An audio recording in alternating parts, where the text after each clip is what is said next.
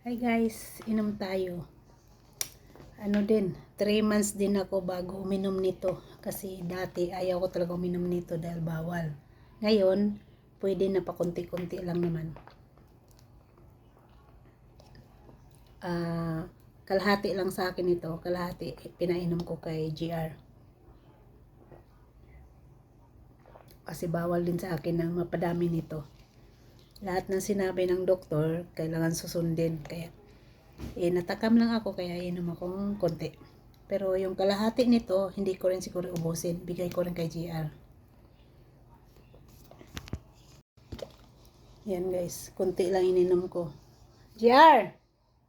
Kunin mo na tong kuklot. Ubusin mo na.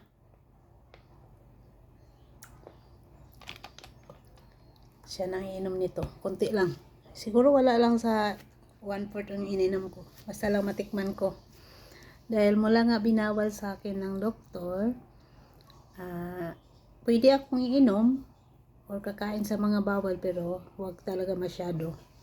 Sawa ng Diyos, yung kamay ko pag iganon ko, iganon ko sa likod, hindi na gano'n masakit. Dati pag igaganon ko, aaray-aray ako.